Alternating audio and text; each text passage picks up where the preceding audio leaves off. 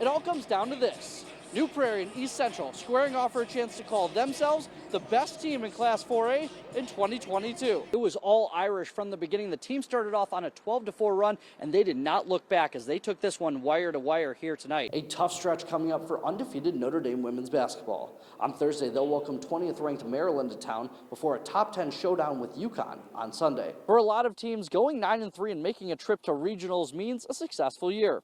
The LaVille Lancers aren't satisfied with just successful, and with nearly all of their starters on both sides of the ball coming back, they say this year it's a trip to Lucas Oil Stadium or bust. Folks, I am still catching my breath from what was an incredible night of high school hoops. Tonight, legacies were cemented, teams survived, teams advanced, and permanent memories were made. We start tonight with some new developments from Bears camp. NBC Sports Chicago is reporting that Bears head coach Matt Nagy has been informed that he will not be brought back next season, and that this Sunday's game against Minnesota will be his last with the organization. Well, just when you thought they were out, they pull you back in.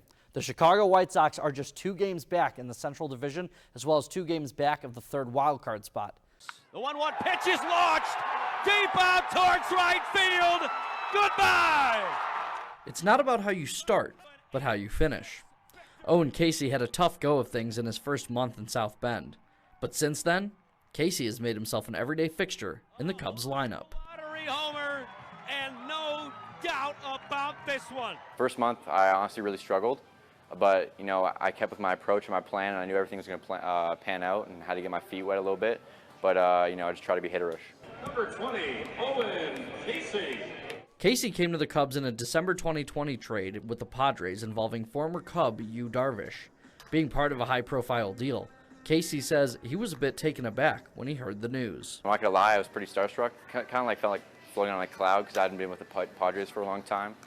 You know, but I'm happy with the Cubs now, and it's been a good time. What a moment for the... Throughout his first season in South Bend, Casey has been able to find ways to further develop his game.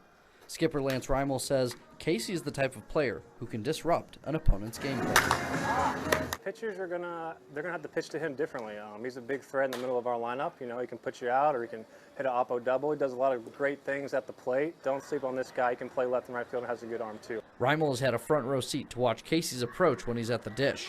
His manager remains impressed by the amount of preparation put in by the young outfielder. I feel like he can barrel any pitch that comes his way. Also, just the preparation that he does before the games on the starting pitchers and relievers. He knows what the pitcher's trying to do to him. He has a plan when he goes up to the batter's box, and I think that's really worked for him this year.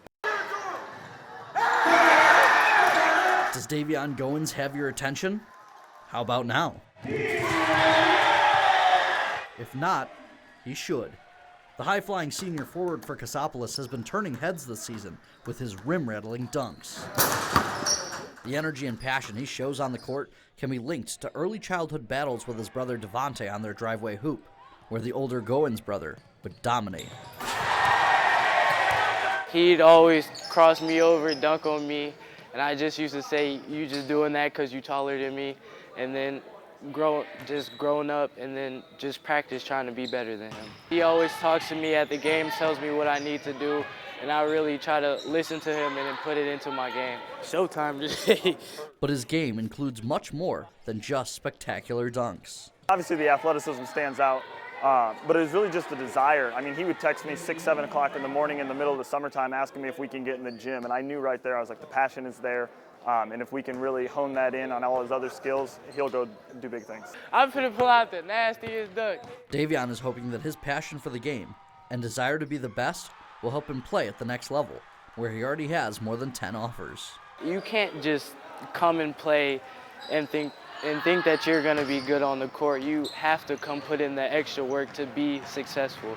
Just like in life with anything, you have to put in the extra work. There's a lot of different positions that he could play. You know, some teams on a smaller school might try to put him down low. Some teams at a bigger school would play him out wide. And I think he has the talent to play both, which would really allow him to succeed at whatever level.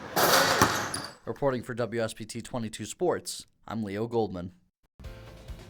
This sports segment on WSBT 22 is sponsored by South Bend Orthopedics.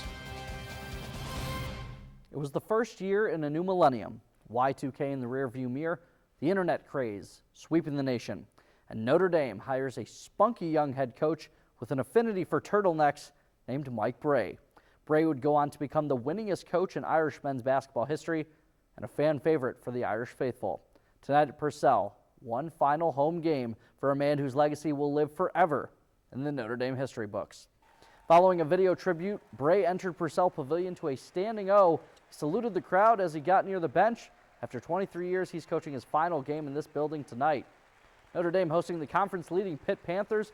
The Irish didn't really have any plans on rolling over. Marcus Hammond burying the three. That starts an 11-0 run to close out the first half. And then Cormac Ryan driving to the basket.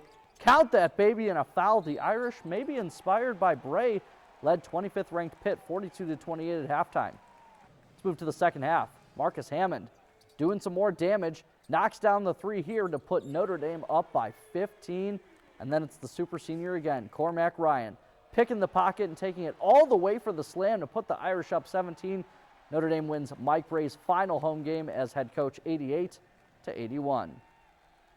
And I'm now joined by WSBT 22 Sports Director Pete Byrne, who's live at Purcell Pavilion.